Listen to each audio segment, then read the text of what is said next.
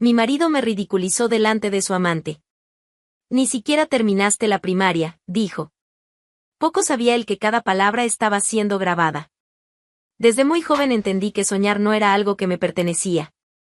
Mientras otras niñas de mi edad dibujaban castillos, imaginaban viajes o lanzaban piedras a los charcos, yo doblaba trapos de piso y aprendía a quitar la suciedad con jabón en barra. No tuve tiempo de soñar con ser bailarina, médica o astronauta, no porque no quisiera, sino porque nadie me lo preguntó. Y en Albacete, un interior duro y seco, la vida no solía preguntar. Mi infancia se desvaneció entre el olor a vinagre en los azulejos y las manos agrietadas de mi madre. Recuerdo bien la primera vez que usé una escoba más grande que yo. Tenía 7 años. Sujétala bien, Marisol, me dijo. Aquí nadie puede darse el lujo de ser niño por mucho tiempo. Y así fue. La escuela quedó atrás como una promesa rota. Las lecciones que aprendí vinieron de la vida: remendar ropa, cuidar a enfermos, lidiar con clientes groseros en el mercado, y tragarme el orgullo cuando el dinero no alcanzaba al fin de mes. Pero había algo en mí que nadie logró apagar.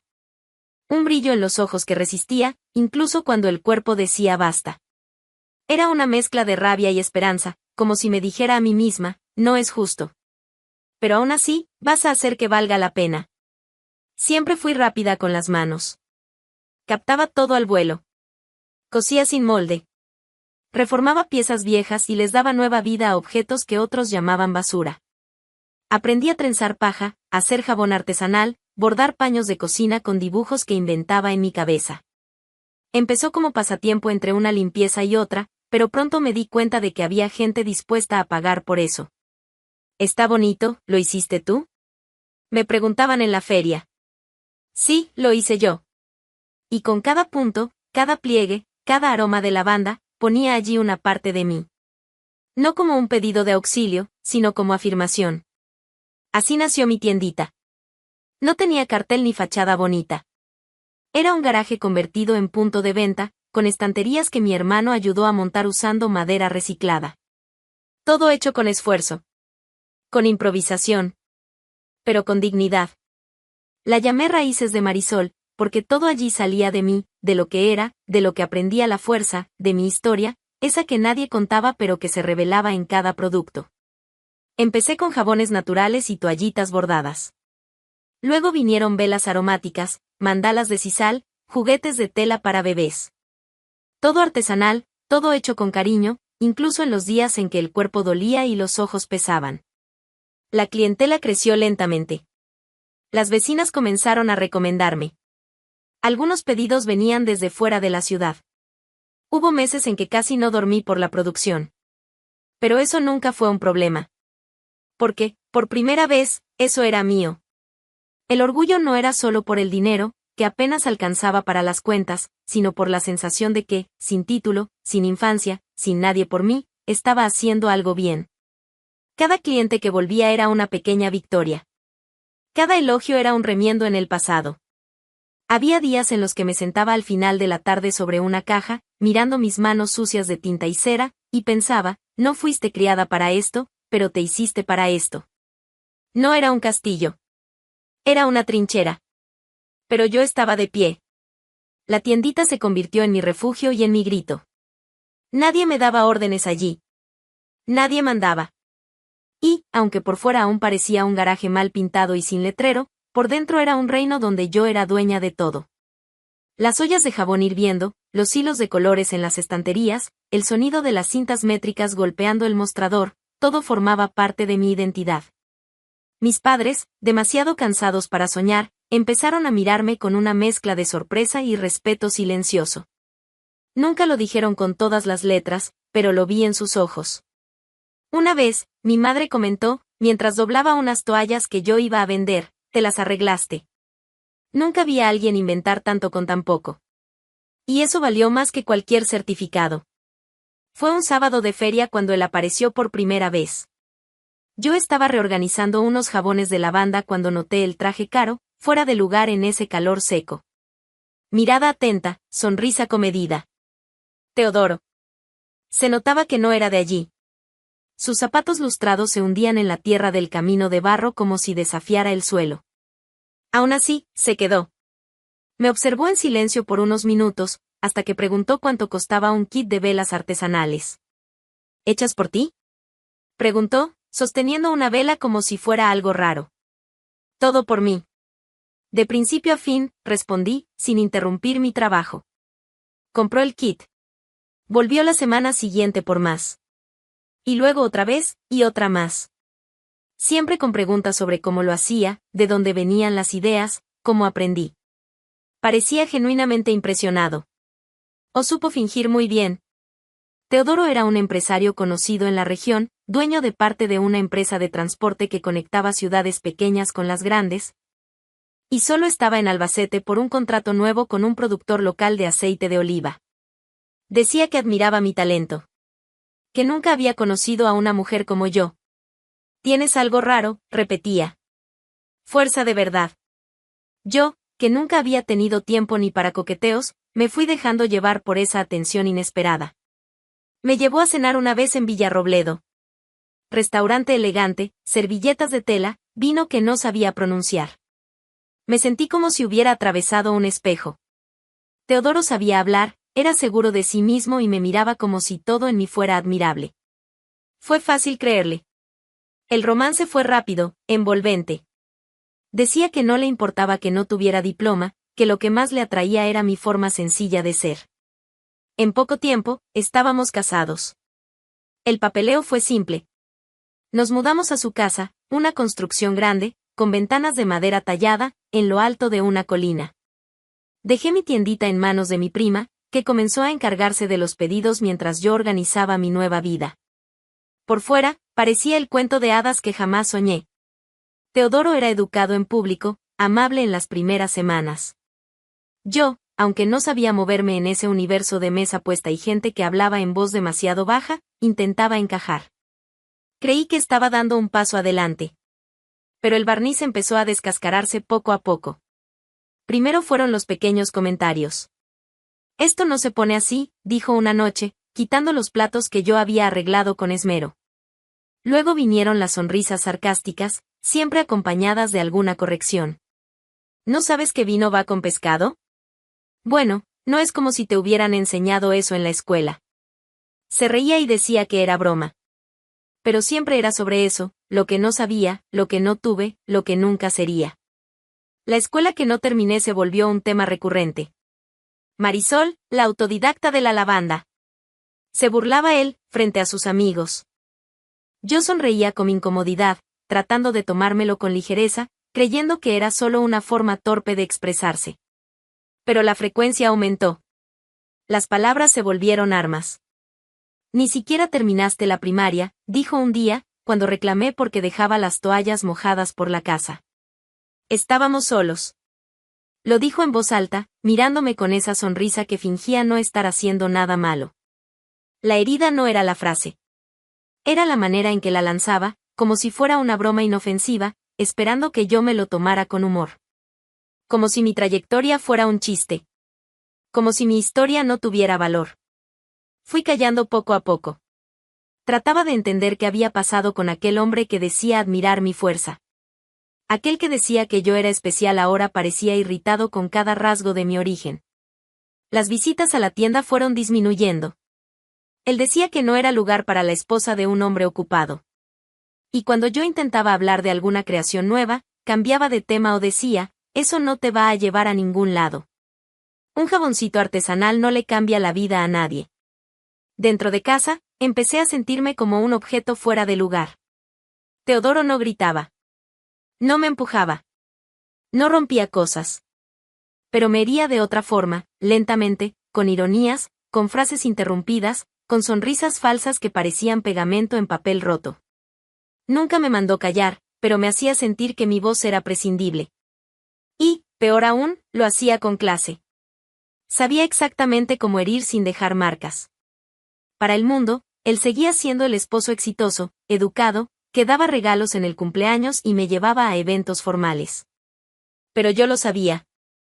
Yo lo sentía. El encanto se había deshecho. No porque yo hubiera cambiado, sino porque él nunca vio a la mujer real que yo era. Amaba la idea de tenerme, no a mí de verdad. El brillo que un día elogió, ahora lo molestaba. A partir de cierto punto, me di cuenta de que ya no era una esposa. No en el sentido que se imagina cuando se dice esa palabra. Me había convertido en otra cosa. Una presencia funcional dentro de la casa. Silenciosa cuando él quería silencio. Servicial cuando él quería servicio. ¿Marido y mujer? No. Era como si él fuera dueño de todo, de la casa, del tiempo, de la rutina, de mí. Pero yo no lo acepté. Nunca lo acepté. La primera vez que respondí, él se rió, sorprendido. No esperaba que dijera nada. Acababa de soltar otra de sus frases afiladas, de esas que venían con veneno y falsa ternura. Ni siquiera terminaste la primaria. ¿Ahora me vas a enseñar? Yo solté la toalla mojada que estaba levantando y respondí, sin subir el tono, tuve que ayudar a mis padres.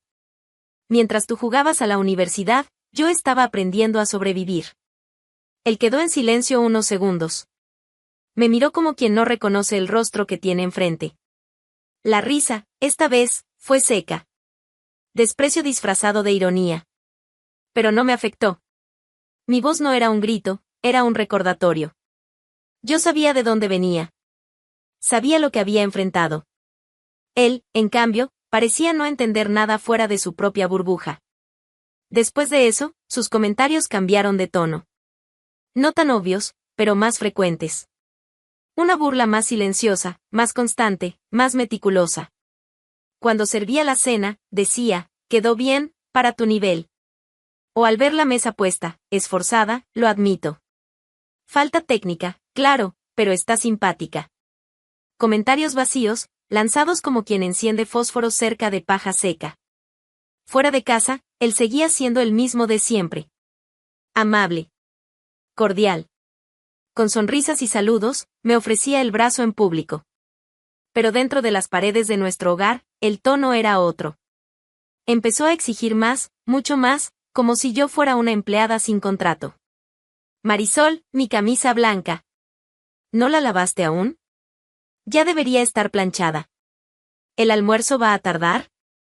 Todo dicho en tono de normalidad. Como si fuera mi papel, mi obligación. Como si yo estuviera allí no por amor, sino por función. Y lo peor es que ni siquiera se daba cuenta de cuánto se delataba en esos momentos. Era como si creyera que yo debía estar agradecida por estar allí. Por haber sido elegida por él. Pero él no entendía. Nunca entendió. Con cada exigencia, mi respuesta venía más firme, hazlo tú. Era simple, directo. Yo no soy tu sirvienta, Teodoro. A él no le gustaba. La rabia se le notaba en los ojos, no en las palabras. No gritaba, pero apretaba los dientes. No levantaba la mano, pero cerraba la puerta del refrigerador con fuerza. Había una tensión en el aire que crecía cada semana. En lugar de intimidarme, eso me alimentaba. Empecé a retomar pequeñas rutinas que él había intentado borrar.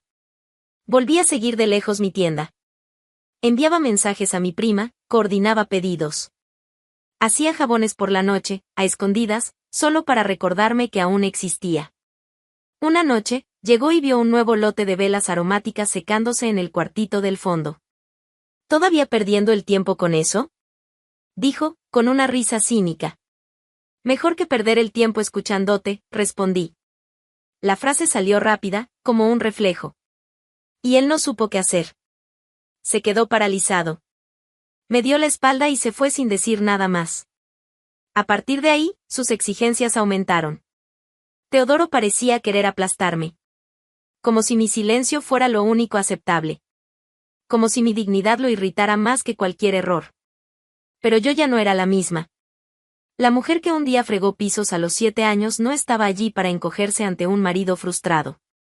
Estaba allí para decir no. Ya no lloraba cuando me menospreciaba. Lo miraba a los ojos. Lo enfrentaba. A veces, el silencio era mi mejor respuesta. Otras, mi negativa era firme, directa, levántalo tú. Arréglalo tú. Sírvete tú. Él intentaba herirme. Pero cada intento revelaba más su pequeñez que cualquier falla mía. Teodoro empezó a alejarse en los gestos, pero nunca en los mandos. Estaba incómodo. Irritado.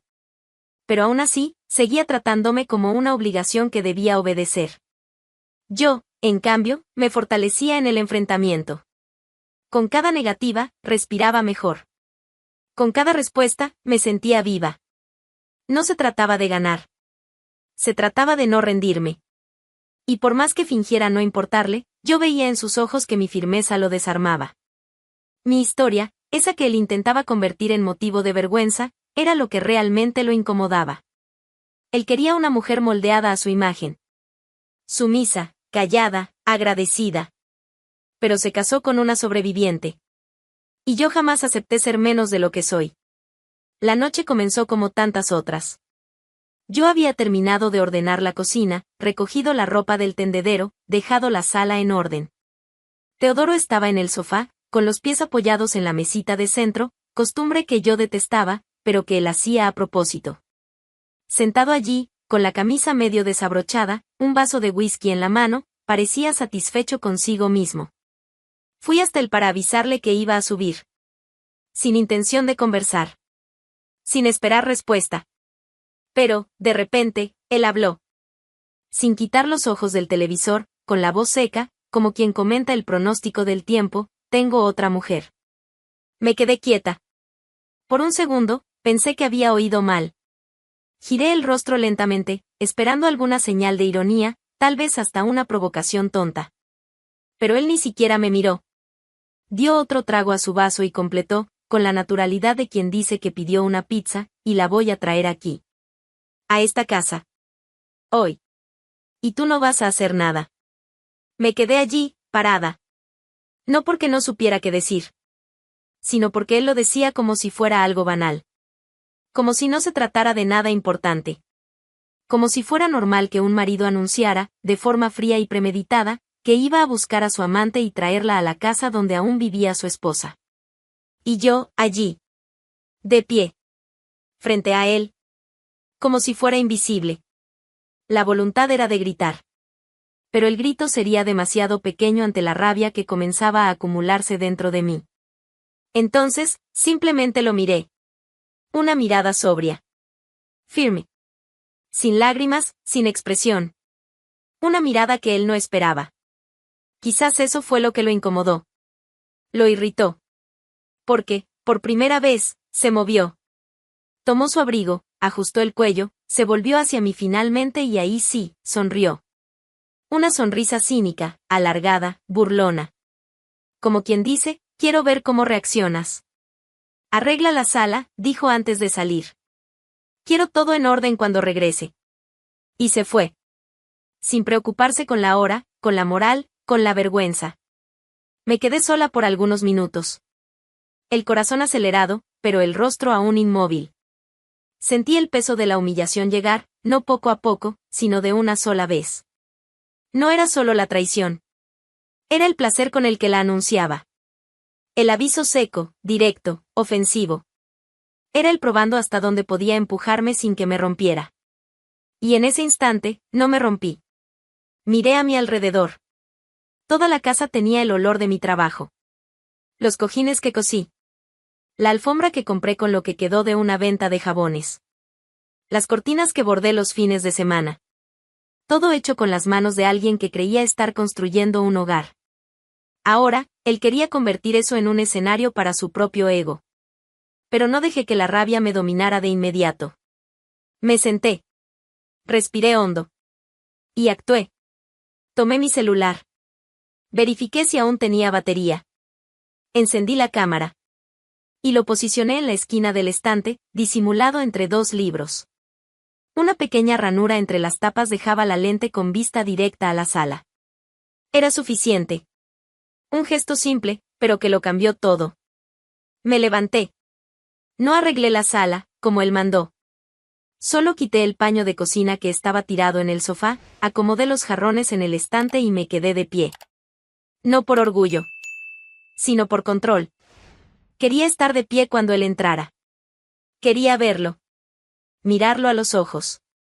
15 minutos después, el sonido del portón. Pasos. Voces. Risas contenidas. La puerta se abrió con fuerza. Sin ceremonia. Teodoro entró primero, altanero. Detrás de él, la mujer. Cabello teñido de rubio, maquillaje exagerado, una ropa demasiado ajustada para el frío de la noche. Los tacones golpeando el piso de la entrada sonaban como una provocación. Llevaba una bolsita y una sonrisa amplia. «Esta es la casa», anunció él, como si presentara un trofeo. «Y ahí está la reina del hogar». Ella me miró de arriba a abajo. No dijo nada. Solo rió. Una risa aguda, seca, como si mi presencia fuera un chiste listo. Teodoro tiró el abrigo sobre una silla y fue al minibar a servirse más whisky.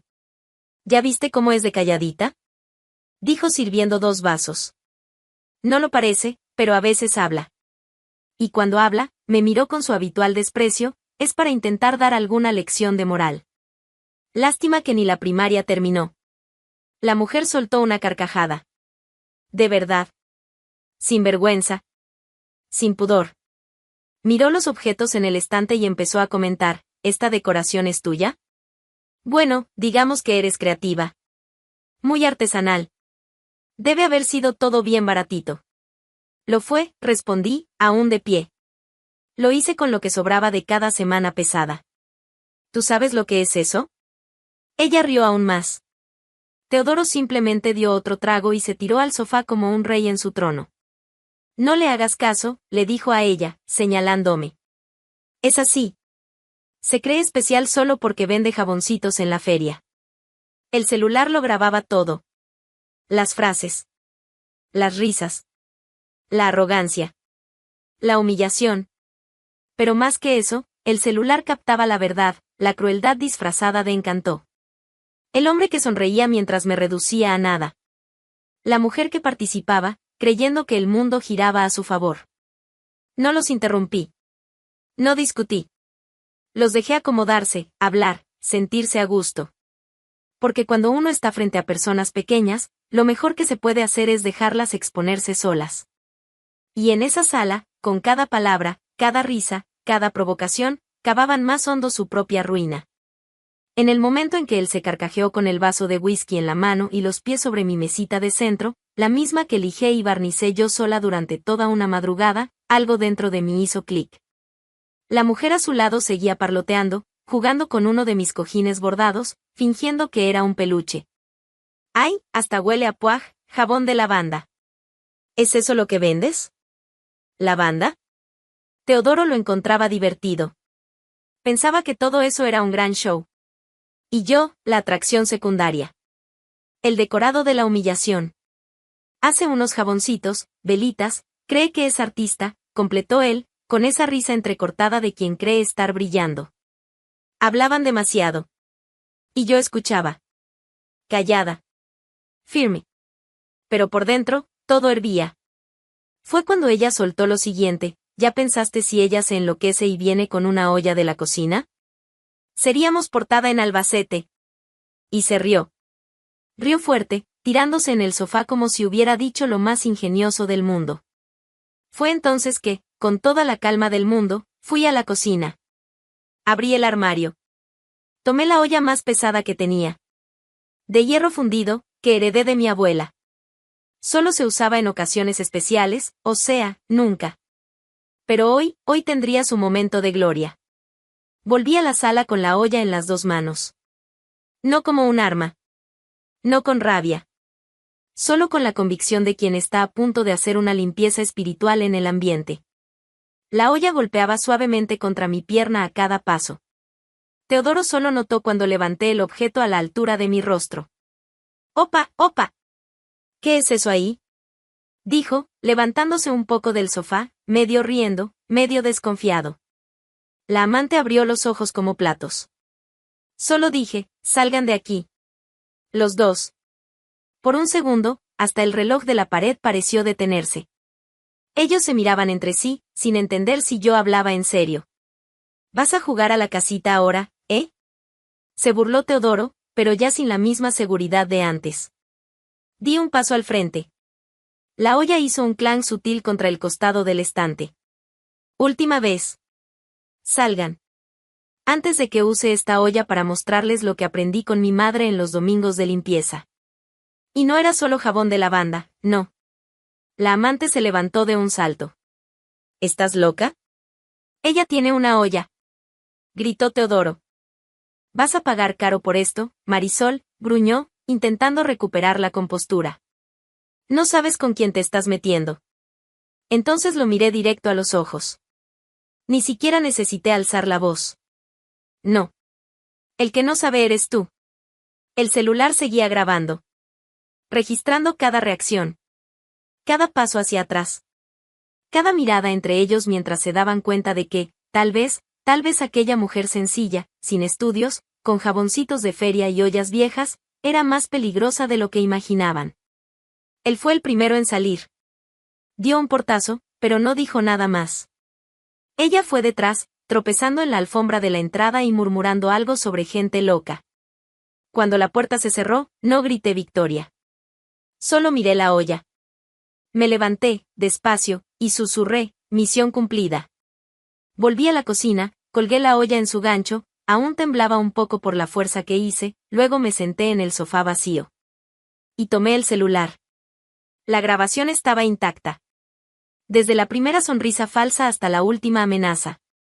A la mañana siguiente, solo necesité un café fuerte, una señal de wifi y un dedo firme. El video subió a internet a las 7:12 de la mañana. Sin cortes. Sin subtítulos. Sin comentarios. Para las 9, ya circulaba en los grupos de WhatsApp del pueblo. Al mediodía, estaba en páginas de denuncia en Facebook. Hasta mi prima, desde la tienda, me llamó asustada. ¿Viste eso? ¿Viste lo que te hicieron? Hay un video, Marisol. Fui yo quien lo publicó, Ana. Lo sabía. Estás loca, mujer. Loca, pero de las buenas. Pero lo que no esperaba era la reacción de la gente. Empezaron a llegar mensajes. Primero discretos. Luego, públicos. Personas que nunca había visto comentando, elogiando, enviando apoyo. Mujeres. Hombres. Gente de fuera del pueblo. Al día siguiente, abrí la tienda temprano, más por costumbre que por ganas.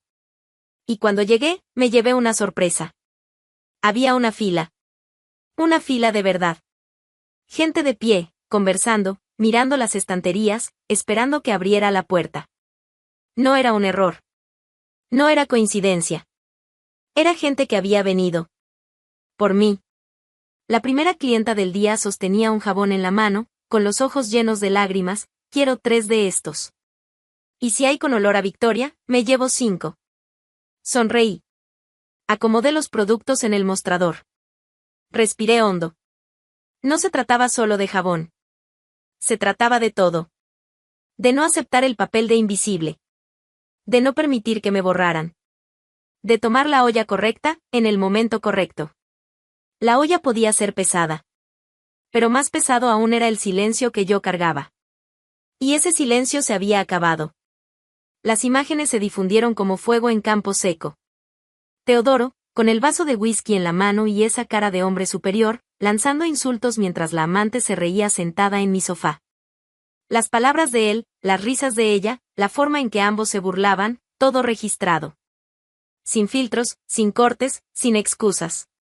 El video se volvió viral más rápido de lo que podría haber imaginado. En 2 días, ya tenía más de 200.000 compartidos. Gente de todos los rincones de España, e incluso de fuera, comenzó a comentar.